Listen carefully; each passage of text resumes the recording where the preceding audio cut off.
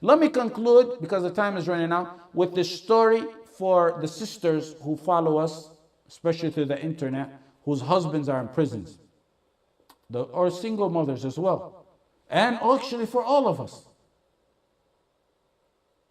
There's a contemporary man in Egypt, went to prison, very poor as is. So when he went to prison, his wife has 2 kids.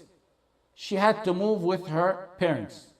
It's the same thing repeated all over and over. Those whose family members went to prison, they'll tell you the same story. One day, her son got sick.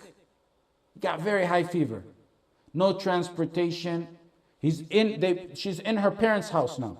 No transportation. And even if there was transportation, there's no money to pay the doctors.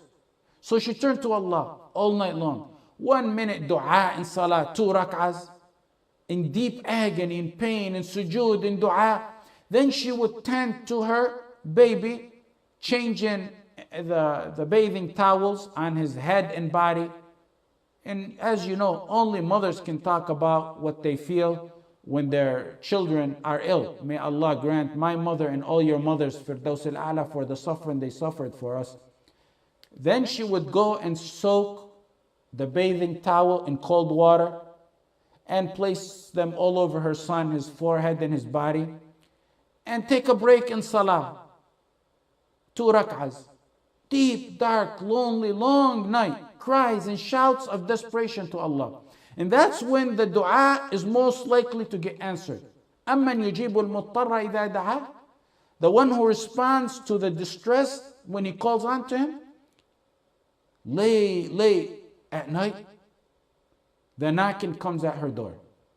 She put on her hijab. She opened the door. It's a doctor's suit, white robe. This is a contemporary story. The doctor answered the door, but he in reality answered the order of Allah. The doctor at her door, she was astonished, has no means. She doesn't know what's going on, and limited her communication with men. She watched as the doctor diagnosed the baby, wrote the prescription, gave her words of comfort. Then he told her the bill is so and so. He handed her the bill. Here's the bill. And you pay for house calls, you pay right on the spot. It's well known back then, and it's still known. In Arabic countries, I remember till recently, that the doctor comes, you pay him on the spot. She said, what? I have no money. He said, where's your husband who called me? She said, my husband's in prison. He didn't call you. My husband's been in prison for some time. He said, you make a late call at night and you have no husband to pay for me? He said, isn't this apartment 18? She said, no, the apartment 18 is right down the hall. That's next door. So the doctor was astonished at how he came here, and there really was someone sick. He said, subhanallah, what's your situation, lady? Tell me what it is. She told him her story. She began to cry as she was telling her story. And he began to cry. He said, Wallahi, it was Allah who took me out of my bed to come to see your son. Give me that prescription back.